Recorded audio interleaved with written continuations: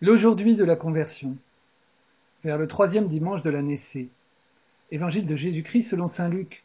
Un jour, des gens rapportèrent à Jésus l'affaire des Galiléens que Pilate avait fait massacrer, mêlant leur sang à celui des sacrifices qu'ils offraient. Jésus leur répondit, pensez-vous que ces Galiléens étaient de plus grands pécheurs que tous les autres Galiléens pour avoir subi un tel sort? Eh bien, je vous dis, pas du tout. Mais si vous ne vous convertissez pas, vous périrez tous de même. Et ces 18 personnes tuées par la chute de la tour de Siloé, pensez-vous qu'elles étaient plus coupables que tous les autres habitants de Jérusalem? Eh bien, je vous le dis, pas du tout. Mais si vous ne vous convertissez pas, vous périrez tous de même. Jésus disait encore cette parabole. Quelqu'un avait un figuier planté dans sa vigne.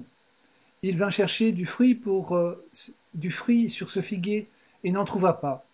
Il dit alors à son vigneron, voilà 3 ans que je viens chercher du fruit sur ce figuier et je n'en trouve pas.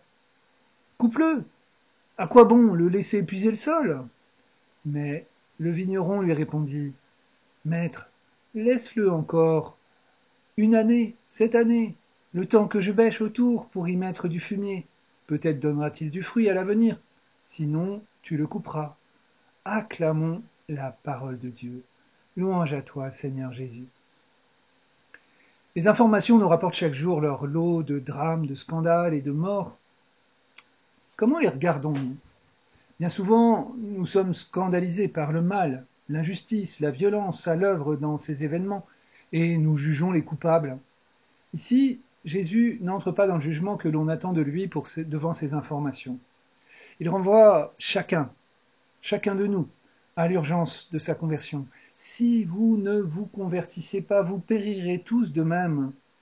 Cela nous rappelle l'entrée en carême. Convertissez-vous et croyez à l'évangile. Et encore, souviens-toi que tu es poussière et que tu redeviendras poussière. Urgence de la conversion pour chacun. Personne ne sait combien de temps il a pour se convertir, il a, avant sa mort, l'heure du définitif. La conversion est une affaire de vie ou de mort. Parfois, on peut avoir peur du jugement de Dieu à l'heure de la mort. Mais l'écoute du Christ me fait échapper au jugement en prenant le chemin de la conversion. Ainsi, regarder les informations chaque jour me renvoie à l'urgence de ma conversion. Quand je vois des nouvelles de guerre, de fanatisme religieux, d'abus, d'injustice en tout genre, Jésus m'invite à cette conversion, à entendre l'appel, à ne pas remettre à demain ma conversion. Quelle est donc cette conversion que je remets à demain, consciemment ou non? Esprit Saint, éclaire-moi en ce temps de carême, délivre-moi de mes aveuglements. En prenant l'exemple des morts sous la tour de Siloé qui s'est écroulée, Jésus dénonce la théologie de la rétribution, c'est-à-dire cette théologie selon laquelle les épreuves dans nos vies seraient des punitions de Dieu pour nos péchés. Eh bien, je vous dis pas du tout. Dans nos épreuves traîne si souvent ce fameux « Qu'est-ce que j'ai fait au bon Dieu pour mériter ça ?» Jésus nous redit « Tu n'as rien fait, tu traverses des épreuves. Ce n'est pas Dieu qui te les envoie, il est avec toi pour les traverser. Mais entends cet appel urgent à la conversion aujourd'hui. Si tu ne sais pas que tel ou tel comportement, pensée, parole, si tu sais que tel ou tel comportement, pensée, parole n'est pas ajusté à l'évangile, ne remets pas demain le travail pour changer. Tu ne sais pas combien de temps tu as pour changer avant ta mort, c'est-à-dire le temps du définitif. C'est pourquoi on prie si souvent dans la tradition, avec notamment le Je vous salue Marie, pour l'heure de notre mort. L'heure qui récapitule toute notre liberté dans un oui ou un non à Dieu. Si vous ne vous convertissez pas, vous périrez tous. Cette parole de Jésus est une parole de révélation, difficile à entendre pour nous aujourd'hui, mais salutaire et importante. Jésus ne parle pas ici de la mort physique que nous aurons tous à vivre un jour ou l'autre, mais de la seconde mort, comme dit le livre de l'Apocalypse, Apocalypse 20, 14.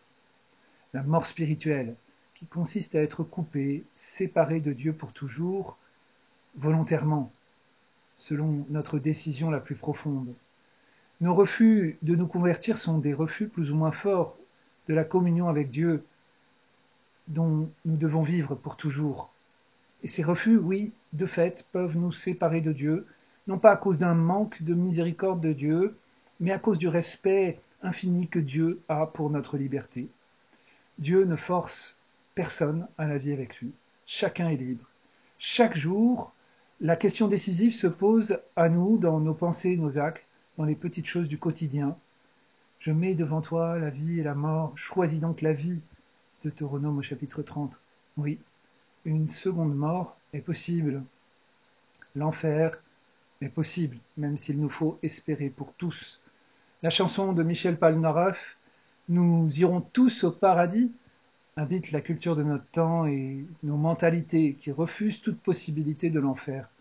Nous disons assez légèrement parfois Dieu est amour, mais Jésus nous dit que cette possibilité de l'enfer, de nous couper de l'amour, est réelle, que nous devons en tenir compte, non pas pour avoir peur, mais pour agir, pour nous convertir aujourd'hui, pour engager notre liberté aujourd'hui pour Dieu, pour la vie, pour l'amour en acte. La liberté humaine est la capacité du définitif. C'est grand, c'est le sens de notre vie. Nous sommes capables, avec le tout de notre vie, de dire oui ou non à Dieu. Prenons au sérieux la parole du Christ. La foi n'est pas une idée à comprendre, de belles théories, de belles idées, mais une expérience à vivre, une conversion pour mettre l'Évangile en pratique, en acte, avec la force que nous donne l'Esprit Saint. Avec l'Esprit Saint, pas sans lui. Sans Jésus, nous ne pouvons rien faire. Si l'Évangile reste une belle théorie dans nos vies sans changer nos pratiques, on aura peut-être compris beaucoup de choses, mais malheureux sommes-nous. Nous passons à côté de la vie nouvelle qui s'accueille dans la conversion permanente dans chaque aujourd'hui. L'orgueil de ne pas avoir besoin de conversion nous menace tous. C'est ce levain des pharisiens dont parle Jésus, l'hypocrisie, ou encore la mondanité spirituelle dont parle le pape François. Celui qui a des oreilles, qu'il entende, nous dit Jésus. La parabole du figuier, qui vient juste après, nous dit que chaque jour qui nous est donné à vivre, est le temps pour nous de la miséricorde de Dieu qui nous est offerte. Voilà, Dieu prend patience. Le carême, avec ce grand appel, laissez-vous réconcilier avec Dieu. La conversion, c'est cela. Aujourd'hui est le temps favorable. Dieu patiente chaque jour en attendant ma collaboration à l'œuvre de l'Esprit pour me convertir, pour me libérer. Et Dieu m'invite aussi à avoir cette même patience pour mes frères, dont les fautes récurrentes me sont pénibles et m'énervent si souvent. Ne passons pas à côté de notre carême, c'est aujourd'hui le temps favorable. Défi de la semaine, demandez chaque jour à Dieu, montre-moi les lieux où tu m'appelles à me convertir aujourd'hui, et donne-moi la force de commencer avec ta grâce à me convertir. Bon partage!